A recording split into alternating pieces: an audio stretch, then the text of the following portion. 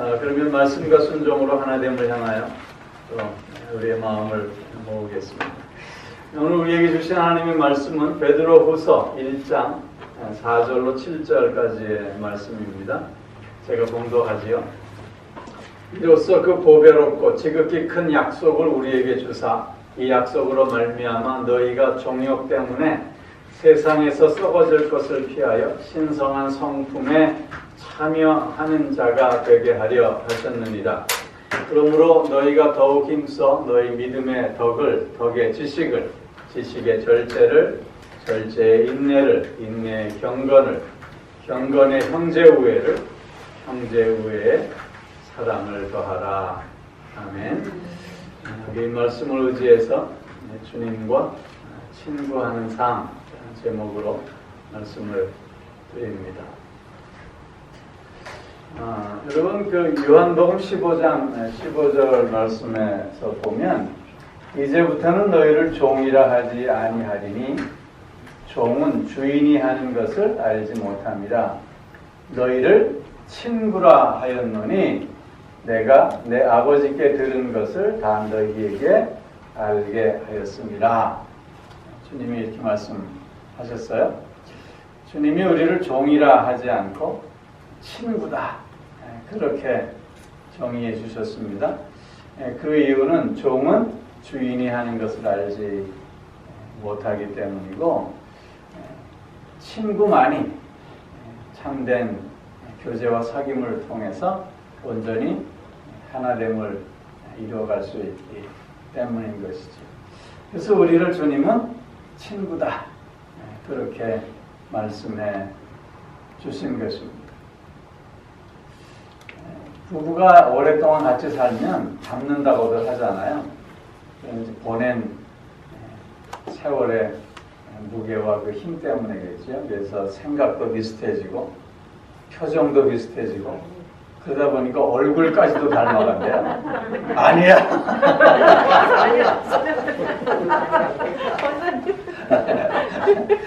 고개를 세게 흔드는 예.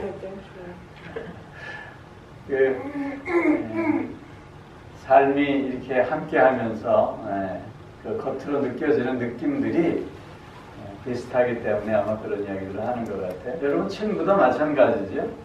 오래된 친구 사이일수록 말투도 비슷해지고요. 이런 몸짓도 비슷해지고 서로들 많이 닮아가고 있습니다. 여러분 우리가 신앙생활한 지가 한두 해가 아니지요. 다 수십 년은 되잖아요. 그러면 주님과 우리가 수십 년을 친구로 지내왔다는 얘기인데 여러분 우리가 주님을 많이 닮고 있나요? 네? 이게 큰 숙제가 아닐 수 없어요. 오늘 우리가 함께 읽은 베드로후서 1장 4절 말씀에서도 너희를 신성한 성품에 참여하는 자가 되게 하시겠다. 우리가 그 전에 읽은 성경은 신의 성품에 참여하는 자 이렇게 말씀하고 있습니다. 즉 하나님의 성품을 갖는 자 되게 하시기 위해서 우리를 부르셨다는, 우리를 친구로 삼아 주셨다고 하는 거죠. 그래서 오늘 본문은 우리가 이런 신의 성품에 참여하는 자 되게 하셨기에 이 신의 성품에 참여하기 위해서 우리는 더욱 힘써 애쓰고 노력해야 된다라고 먼저 말씀하고 있는 거예요. 저절로 그렇게 되어질 수는 없다고 하는 것이죠. 그래서 오늘 우리가 이 말씀을 통해서 먼저 점검해야 할 것은 뭐냐면 내가 오늘 예수 그리스도를 닮아가고자 하는 열망이 있는가? 내가 오늘 예수 그리스도의 성품을 품고자 하는 그런 애씀과 노력이 있는가라고 하는 것을 먼저 점검해 볼 수 있어야 한다. 신앙생활을 오래 하다 보면 이게 그냥 습관이 되고 이게 그냥 별로 무감각해져 가기 때문에 그냥 그렇게 세월만 흘려 보내는 경우들이 많이 있는 것 같아요. 그런데 우리의 신앙생활은 신의 성품에 참여하기 위해서 늘 힘쓰고 노력해야 하는 삶이다라고 하는 걸 늘 잊지 않아야 하겠다는 거죠. 그래서 매일매일 우리의 삶의 목표는 주님을 닮아가는 것이다. 주님의 성품을 내 성품으로 만드는 것이다 라고 하는 보다 분명한 의식들을 가질 수 있어야 하겠다고 하는 것이죠. 오늘 특별히 사도 베드로는 우리에게 신의 성품에 참여하는 자가 갖는 8가지의 덕목을 말씀하고 있어요. 우리가 그러면 신의 성품에 참여하기 위해서는, 우리가 주님과 친구하는 삶을 살기 위해서는 우리가 어떤 덕을 가져야 할 것인가, 우리가 어떤 덕을 사모하고 거기에 걸맞는 삶을 살아야 할 것인가 라고 하는 것에 대해서 오늘 우리에게 교훈하고 있는 거예요. 제일 먼저는 믿음을 얘기하고 있습니다. 믿음. 여러분, 믿음이라고 하는 것은 하나님의 의로우심, 예수 그리스도의 그 나를 위한 의로우신 그 행위에 힘입어서 하나님께서 우리에게 주신 선물이에요. 믿음은 내가 그냥 나로부터 생겨나는 것이 아니라 그 하나님의 그 의로우심에 의해서 하나님께서 나에게 주신 선물인 거죠. 그래서 하나님과 나와의 관계 속에서 가장 기본이 되고 마치 나무의 뿌리와 같은 것이 바로 믿음이라고 하는 거예요. 이 믿음이라고 하는 것은 무엇을 전제로 하냐면 내가 하나님을 만났다는 거예요.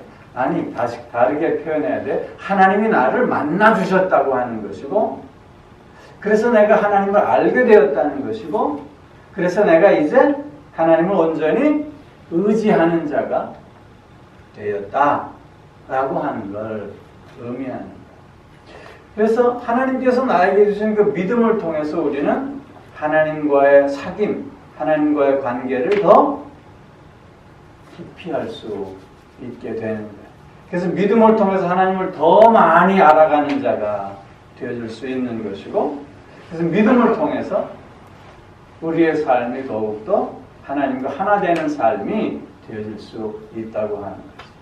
오늘 베드로 사도는 우리가 신의 성품에 참여하기 위해서 믿음이라고 하는 걸 기본 전제로 지금 얘기하고 있는 거예요. 믿음은 우리 모두에게 다 있다라고 얘기하고, 그 다음에 이후에 우리가 무엇을 쌓아가야 할 것인가 라는 걸 말씀하고 있는 거예요. 그래서 두 번째 덕으로는 믿음의 덕을이라고 얘기하고 있어요. 믿음의 덕을. 여기 덕이라고 하는 건 내가 선한 행실을 할 수 있는 도덕적인 능력을 얘기하고 있는 건데, 이 덕이라고 하는 말은 성경에서 의라고 하는 말과 같은 뜻이에요. 즉 믿음에 덕이 있어야 된다라고 하는 그 이유는, 내가 믿음이 있노라 하면서 하나님을 열심히 주일마다 나와서 예배합니다. 또 하나님께 나의 모든 문제를 다 내려놓고 기도합니다. 그 내가 열심히 하나님께 예배하고 내가 열심으로 하나님께 기도하니 하나님께서 이제 이 나의 모든 문제들을 다 맡아서 친히 해결해 주실 줄로 믿습니다라고 가만히 있어요. 그럼 그게 되겠느냐는 거죠. 그렇지 않잖아요. 믿음이라고 하는 건 하나님께서 우리에게 요구하시는 믿음의 삶이라는 건 그게 아니잖아요. 또한 우리가 하나님을 열심히 믿는다고 하지만 사람들과의 관계에서 늘 해를 끼친다. 늘 사람들과의 관계에서 오히려 나쁜 영향을 주는 사람이라면 그것이 어찌 온전한 믿음이겠느냐 하는 것이죠. 그래서 믿음에 반드시 덕이 있어야 된다라고 하는 건 무슨 의미냐면, 하나님 앞에서나 사람 앞에서 우리가 모두 다 선함을 나타내 보이며 온전함을 보일 수 있어야 함을 말씀하고 있는 거예요. 믿음이 있는 자는 그래서 사람들 앞에서도 선함을 나타내고 사람들 앞에서 의로운 자로 인정받을 수 있어야 함을 말씀하고 있는 거예요. 그래서 믿음의 덕을 늘 더해야 하고 덕이 있는 믿음을 우리가 가질 수 있어야 한다는 거죠. 믿음은 단순히 하나님만의 관계가 아니라 그 하나님과의 바른 관계가 어떻게 나타나야 된다고요? 사람들과의 관계 속에서 바르게 나타나야 함이 바로 덕이라고 합니다. 그 다음에 덕의 지식을 그렇게 말씀하고 있습니다. 덕의 지식을. 여러분, 지식이라고 하는 건 우리의 감정이라든가 이성이라든가 통찰력을 통해서 얻는 지식들, 일반적인 지식들을 이야기할 뿐만 아니라 하나님의 말씀에 대한 지식들도 이야기하고 있는 거예요. 왜 덕의 지식이 필요하냐 하는 거죠. 그것은 우리가 아무리 덕을 행한다고 할지라도 바른 지식에 기초하지 않으면 그게 건강하지 못한 모습으로 보여질 수 있기 때문이라고 하는 거예요. 칸트가 이런 말을 했대요. 법대로 행하기보다는 그 법의 정신과 목적에 부합되는 행동을 할 수 있어야 된다. 그렇게 얘기했다고요. 이 말은 무슨 얘기냐면 그 법을 잘 알고 그 법에 대해서 그 정신과 목적에 부합되게 자발적으로 순종하는 모습을 가질 수 있어야 함을 강조하면서 이것이 인간의 특권이라고 칸트는 주장했다고 해요. 여러분, 지식이 있을 때, 바른 지식이 있을 때 그 지식에 근거해서 우리가 이웃 사람들에게 선한 행동을 보일 수 있어야 되고 의로운 모습을 나타내 보일 수 있게 된다고 하는 거죠. 또 말씀에 대한 지식도 마찬가지인 거예요. 자신의 영적 체험, 신비로운 체험만을 강조하고 있는 실리주의자들은 이 지식을 별로 중요시하지 않거나 혹은 지식을 아예 멸시하기까지 해요. 그래서 자신의 이런 체험만을 중요시하다 보니까 맹목적인 신앙으로 나아갈 수밖에 없게 되는 것이고 건강하지 못한 신앙으로 오히려 해를 끼치는 경우들이 생긴다고 합니다. 여러분, 지금이 어떤 시대예요? 정말 과학과 문명이 날로 하루가 다르게 발전하는 그런 시대에 아직도 병 고친다고 안차하고 안수하고 해서 마저 죽는 사람들이 있잖아요.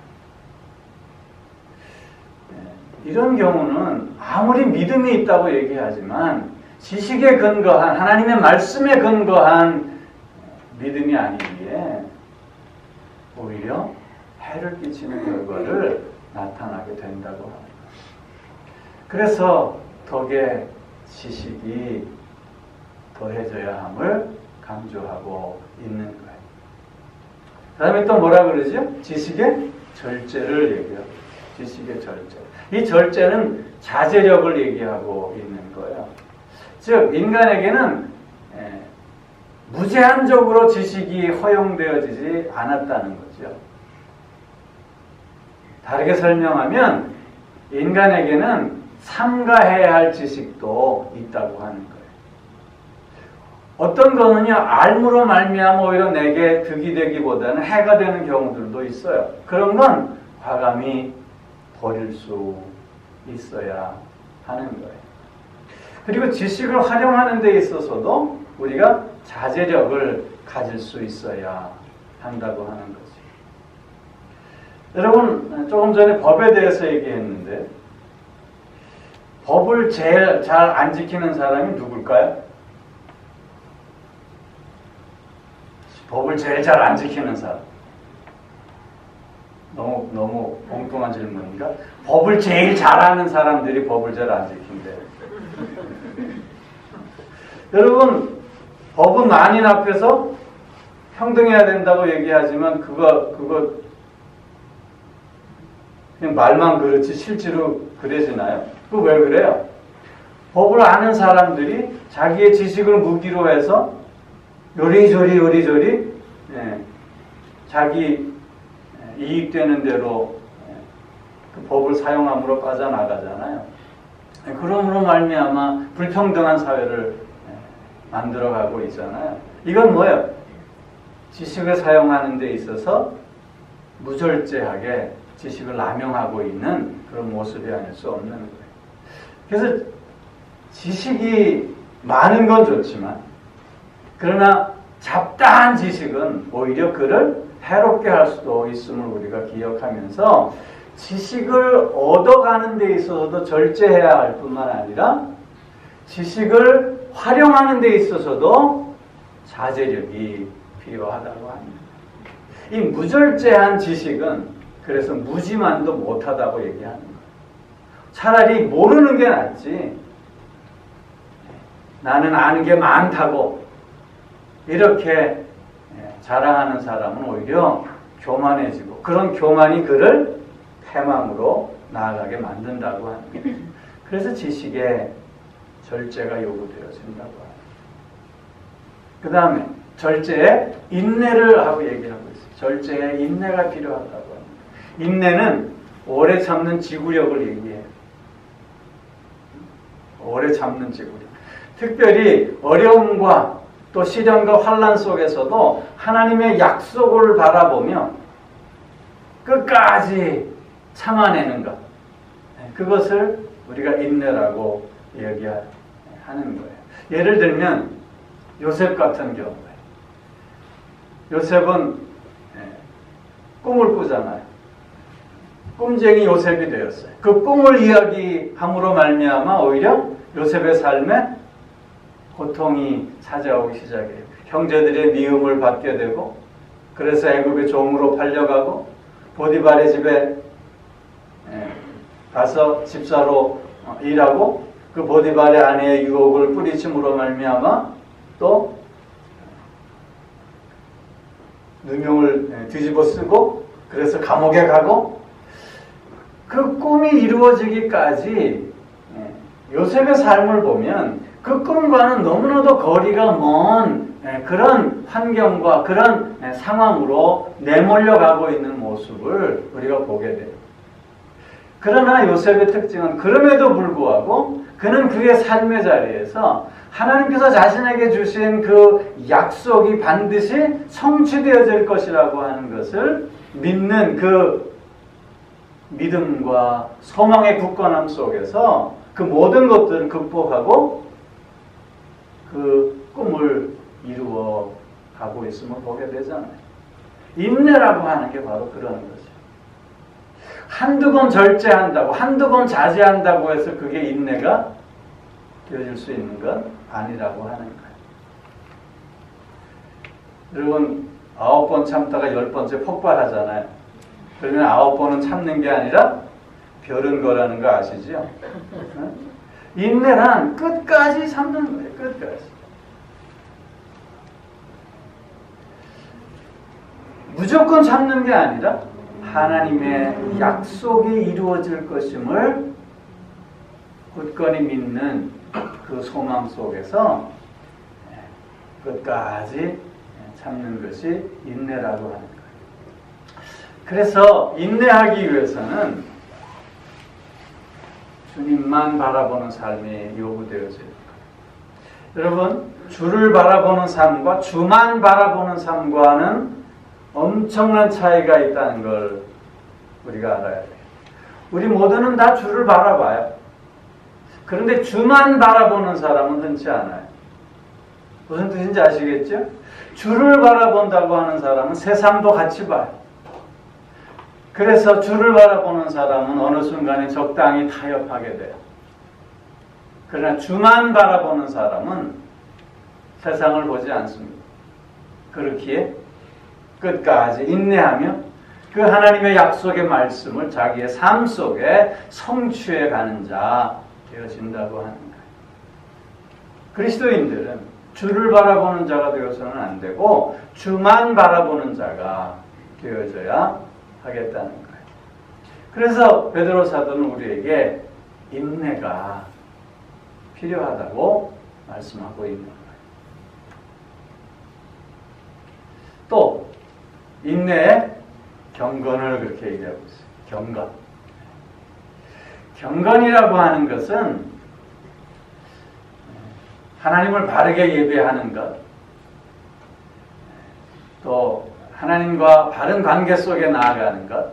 그래서 경건이라고 하는 말을 다르게 표현하면 본질을 붙잡아가는 것, 그렇게 이야기할 수 있어요. 경건이 뭐냐? 늘 본질을 잡으려고 애쓴다고 하는 게 경건이라고 하는 거죠.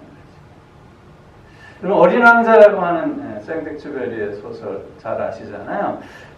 그 어린 왕자는 사실 그 나치 점령하에 프랑스인들에게 소망과 또한 용기를 주기 위해서 기록된 작품이라고 하는데요. 거기에 보면 그 어린 왕자가 이런 얘기를, 어린 왕자 속에서 이런 얘기가 있다고 해요. 나에게 비밀이 있는데 그 비밀은 단순한 거라고. 그것은 다른 것이 아니라 마음으로 보는 거라. 모든 걸 마음으로 본대. 마음으로 볼 때만이 본질을 붙잡을 수 있다고 그 얘기하고 있어요. 여러분, 정말 중요한 것은 보이지 않는 것이에요. 정말 가치 있고 영원한 것은 눈에 보이지 않아요. 눈에 보이지 않는 이것을 볼 수 있는 것은 뭐냐면 마음의 눈이라고 하는 거죠. 우리가 얘기하는 영안이라고 하는 거예요. 오늘 이 땅에 많은 불행의 요인들이, 불행의 그 원인들이 있지만 가장 큰 불행의 원인이 뭐냐면 마음의 눈이 닫혀 있다. 눈으로만 보고자 한다는 거예요. 그렇기에 눈앞의 이익에 너무 쉽게 흔들려 버리기에 우리는 본질을 놓치고 그래서 오히려 불행한 삶을 이어가게 된다라고 하는 거죠. 경건이라고 하는 것은 그래서 끊임없이 내 마음으로 모든 것을 보려고 하는 노력이라고 하는 거예요. 그러면 마음의 눈이 어떻게 열려질까요? 그것은 마음이 깨끗해져야 한다. 예수님께서 팔복 가운데서 마음이 청결한 자는 복이 있나니 너희가 하나님을 볼 것이요 말씀하잖아요. 마음이 깨끗해질 때만이 영안이 열린다는 거예요. 하나님을 볼 수 있다는 거예요. 그래서 마음이 깨끗해지기 위해서 애쓰는 것이 바로 경건이라고 하는 거죠. 나의 욕심을 내려놓고 나의 생각을 내려놓고 내 마음을 비워내는 것. 그럴 때만이 우리는 본질을 붙잡고 나아갈 수 있게 된다라고 하는 거예요. 그 다음에 경건의 형제우애를 얘기하고 있어요. 형제우애는 인간에 대한 사랑을 말씀하고 있는 거예요. 성경의 요약이 뭐죠? 첫째는 하나님 사랑이, 둘째는 이웃 사랑. 그런데 이 하나님 사랑과 이웃 사랑은 늘 같이 가는 거지 따로따로 분리되어질 수 있는 게 아니잖아요. 그래서 하나님 사랑 없는 이웃 사랑은 거짓이에요. 그리고 인간에 대한 사랑 없는 신에 대한 사랑, 하나님에 대한 사랑은 허무한 거예요. 아무 의미가 없는 거죠. 여러분 요한일서 4장 20절 말씀에서도 보면 너희가 보이는 형제를 미워하면서 어떻게 보이지 않는 하나님을 사랑할 수 있느냐? 보이는 형제를 사랑하지 않으면서 하나님을 사랑한다고 하는 건 거짓말하는 거다. 그렇게 말씀하고 있어요. 우리가 하나님을 사랑한다면 반드시 이웃을 사랑하는 자 되어져야 함을 강조하고 있는 거예요. 형제를 사랑한다라고 하는 것, 그것은 옆에 같이 있어주는 것을 의미한다고도 볼 수 있어요. 여러분 힘들고 어려울 때 누가 옆에 같이 있어주면 위로가 되고 힘이 되고 용기가 될 수 있잖아요. 지치고 아플 때 누군가가 옆에 같이 있어준다면 그것처럼 마음에 더 평안을 갖게 하는 게 없잖아요. 옆에 같이 있어주는 것. 사실 형제 사랑의 실천의 방법은 다른 것이라기보다는 옆에 같이 있어주는 것이 아닐까. 늘 주님이 나와 함께 내 옆에 계시듯이 나도 또한 누군가 옆에 늘 같이 있어 주는 것. 그것이 형제 사랑의 참다운 모습이 아닐까 해요. 사고로 두 눈을 잃은 그 아내와 남편의 이야기인데요.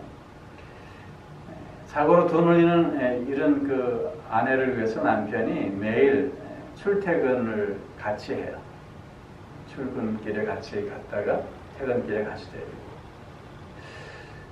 늘 그 일을 오랫동안 반복하다가 남편이 하루는 아내에게 이제 당신 혼자 출퇴근해보라고 그게 떠밀어요. 얼마나 불안하겠어요. 또 서운하기도 하고요. 그래서 혼자 그렇게 이제 출퇴근 연습을 하지요. 그래서 그 혼자 출퇴근하는 게 이제 아무 문제가 없이 편안해졌어요. 이 어느 날 그 두 눈을 잃은 아내가 버스를 이렇게 탔는데 버스 기사가 이런 말을 하는 거예요. 참 훌륭한 남편을 두셨군요. 저런 남편과 같이 사는 당신은 참 행복하겠네요. 그렇게 얘기하는 거예요. 무슨 뜻일까요? 아내를 보내고 남편이 늘 그 뒤에 같이 따라다녔던 거예요. 아내 몰래. 아내의 독립심을 키워주기 위해서 아내를 먼저 혼자 보내지만 그러나 혼자 가게 하는 게 아니라 늘 옆에 같이 있었던 거예요. 그 모습을 버스기사는 매일 보았고 그 모습에 감동해서 어느 날 그렇게 얘기했다는 거죠. 여러분 옆에 같이 있는 것. 그것처럼 힘이 되고 또한 위로가 되고 그것처럼 나를 따뜻하게 하는 것이 없지 않겠어요? 형제 우애라고 하는 게 어려운 게 아니라는 거죠. 옆에 같이 있어줍니다. 주님이 내 옆에 계시듯이 나도 그렇게 같이 있어줌으로 마음을 나누고 삶을 나누고 시간을 나눌 때 형제 우애는 더욱더 깊어질 수 있는 것이다 라고 하는 거죠. 마지막으로 형제 우애 사랑을 더해야 된다고 말씀하고 있어요. 사실 8개의 덕을 얘기하고 있지만 믿음으로 시작해서 사랑으로 끝나는 거예요. 다른 건 다 없어도 믿음과 사랑만 있으면 된다라고 하는 거죠. 모든 것이 다 있다고 하지만 사랑이 없으면 아무것도 아니잖아요. 그래서 사도 바울은 고린도전서 13장에서 그렇게 얘기하잖아요. 네? 뭐 아무리 굉장하다고 할지라도 사랑이 없으면 아무것도 아니에요. 그 말씀을 지금 하고 있는 거예요. 거기에 사랑이 더해져요. 이 사랑은 아가페적인 사랑이죠. 주님께서 나를 위해서, 우리를 위해서 십자가에 죽기까지 사랑해 주신 그 사랑, 그 사랑이 더해짐으로 말미암아 우리가 신의 성품에 참여하는 자, 주님과 친구함으로 주님을 닮아가는 자 되어질 수 있다고 하는 거죠. 이렇게 주님과 친구하는 자는 삶의 주도력을 갖게 된다고 하는 거예요. 삶의 주도력을 내가 갖고 있는 거예요. 여러분, 병아리와 후라이의 차이점 아세요? 내가 깨면 병아리가 되고요. 남이 깨면 후라이가 되는 거예요. 네? 맞잖아요. 삶의 주도력이라고 하는 것이 바로 그런 거예요. 우리가 신의 성품에 참여하는 자 됨으로 예수 그리스도와 친구하는 삶을 우리가 살게 된다면 이런 삶의 주도력을 갖게 되는 거죠. 변화와 성숙의 삶의 주도력을 갖게 되는 거예요. 우리가 평안의 삶의 주도력을 갖게 되는 거예요. 기쁨과 감사의 삶의 주도력을 갖게 되는 거예요. 우리가 선한 영향력을 행사함으로 말미암아 더불어 하나 되는 삶에 대한 주도력을 갖게 되는 거예요. 세상에서 보면 때론 거칠고 난폭한 사람이 주도력을 갖는 것처럼 보여줄 수 있어요. 그러나 그것은 순간이에요. 오히려 그들이 발휘하는 주도력은 파괴적인 것이 될 수밖에 없는 거죠. 그러나 주님과 친구로 사는 자로서의 삶의 주도력은 나를 복되게 할 뿐만 아니라 또한 복의 근원됨으로 말미암아 함께 복된 자리로 나아가게 한다는 거죠. 주님은 우리를 친구로 부르셨습니다. 그렇게 우리는 주님의 성품을 닮아가고 신의 성품에 참여하는 자 되어짐으로 삶의 주도력을 발휘하고 선한 영향력을 행사하는 우리가 되어져야 할 줄로 믿습니다.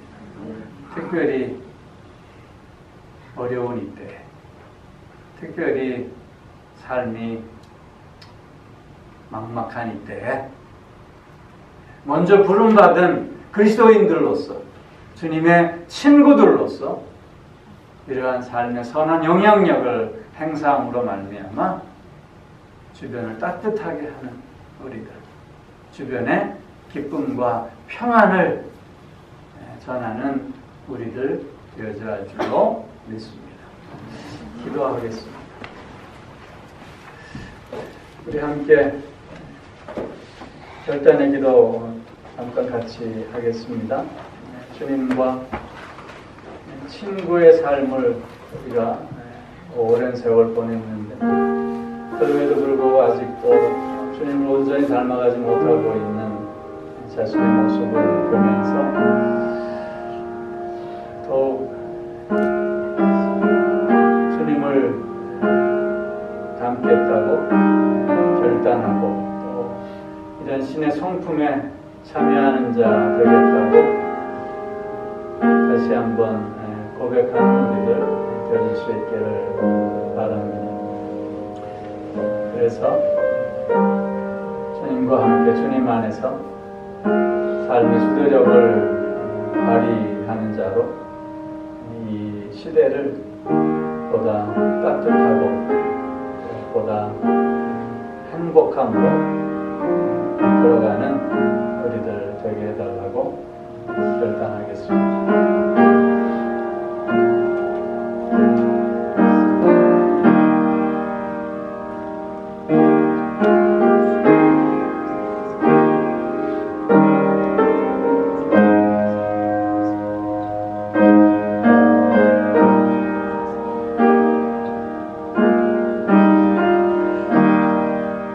사랑의 아버지 하나님,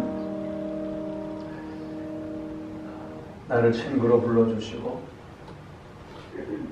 주님을 그래서 본받을 수 있게 하시며 주님을 배워가는 삶을 살게 하여 주시오니 감사를 드립니다. 신의 성품에 참여하는 자 되게 하셨으므로 이제 더욱더